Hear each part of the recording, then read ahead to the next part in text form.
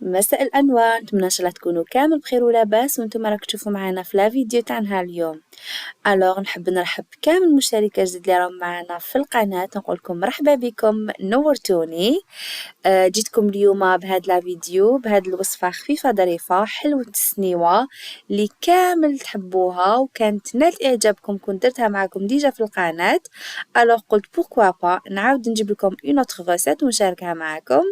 هاد الوصفه بزاف سهله بزاف بنينه، تقطع لكم كميه لاباس بها لقهوه العشيه ولا لقهوه الصباح ولا حتى غوتي لولادكم. بلا ما نطول عليكم نروح مباشره للمقادير وطريقه التحضير، فرجه ممتعه.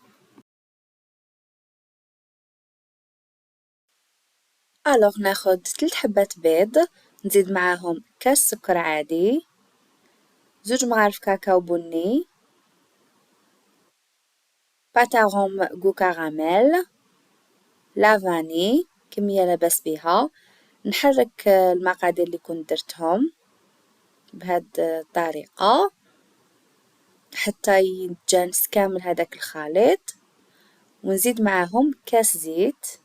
هكذا الزيت تبداو تضيفوه بشوية ونحركو en même temps. فوالا،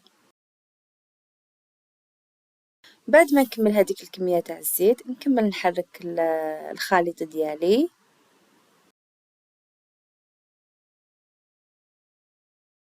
فوالا، ومن بعد نجيب هنايا كاس فارينة، الكاس الثاني 2 مغارف تاع الكاوكاو ولا اي مكسرات عندكم، لوز جوز واش عندكم، وتقدروا تزيدوا تضاعفوا الكميه على حسب الذوق تاعكم. نزيد معاهم 2 باكي تاع لا لوفور شيميك، خميره الحلوى.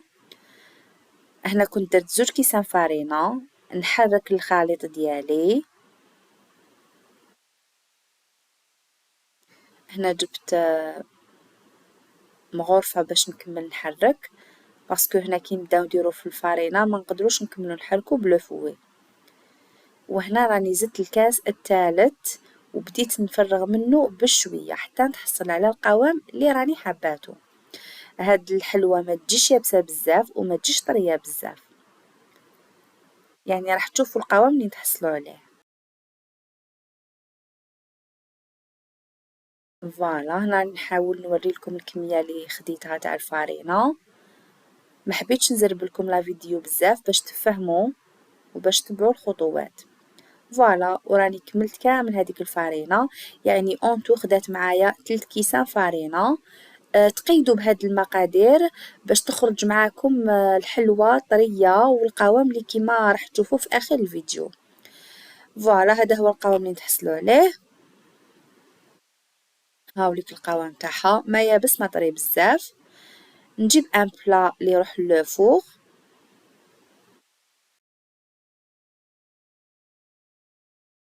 كنت درت له هنايا الزيت والفارينه لو بلا ديالي، ولا تقدروا ديروا له المارغرين والفارينه ولا حتى ديروا بابي كويسون. نفرش العجينه ديالي بهذه الطريقه، يعني نعاونها بالمغرفه حتى نتحصل على سطح املس. نجي من بعد نبيكيها بالفرشيطه باش يدخلها طياب. انا كنت سخنت الفرن ديالي على 200 درجه حراره 200. خليت الحلوى طابت لمده 25 حتى 30 دقيقه حتى يدخلها طياب.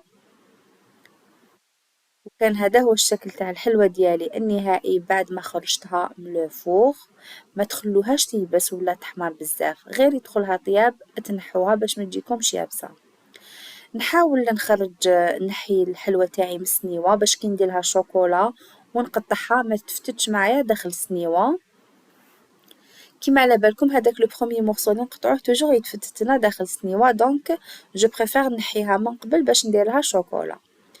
الشوكولا تاخدوا النوع اللي حبيتو، انا هنا خديت باتا غلاسي وانتم تاخدوا النوع المتوفر عندكم في الدار. نابليكي كامل هذيك لو شوكولا فوق الحلوى ديالي بهذه الطريقه.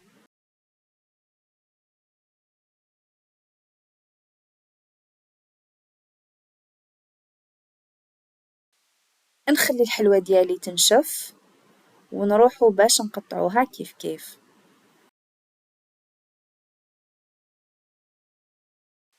وبعد ما نشفت الحلوة ديالي نجو هنايا باش نقطعوها. شوفوا هنا كنت نقطع فيها شحال جاتني سهلة للتقطاع. شوفوا القوام تاعها جا روعة روعة، يعني شوفوا يعني الصورة راهي تهدر على روحها.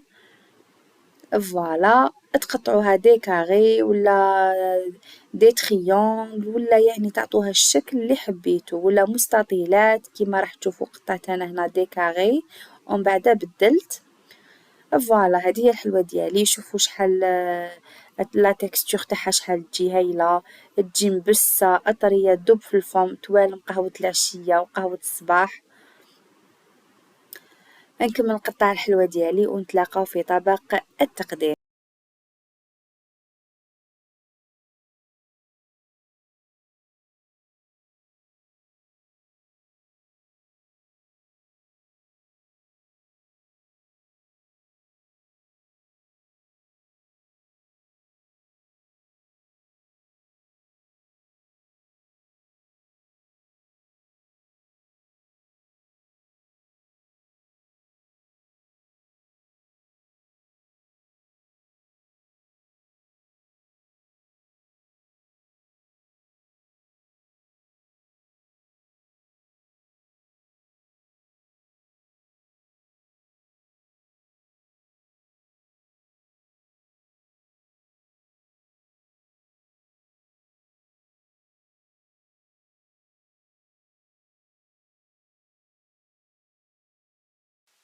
الوغ هذه هي الحلوة ديالي. بعد ما كملت قطعتها كيما راكم تشوفوا، قطعت لي كمية لاباس بها.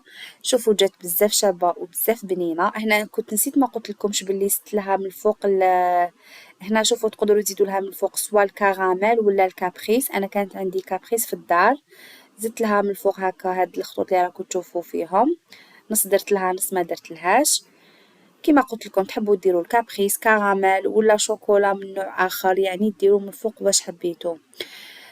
الوغ كانت هذه لا فيديو تاع نهار اليوم. نتمنى ان شاء الله تكون نالت اعجابكم. الا عجبتكم ما تنساونيش بجام تعليق شباب، واللي راهم جدد معنا في القناه ما تنساوش تشتركوا في القناه وتفعلوا زر الجرس باش يلحقكم كل جديد.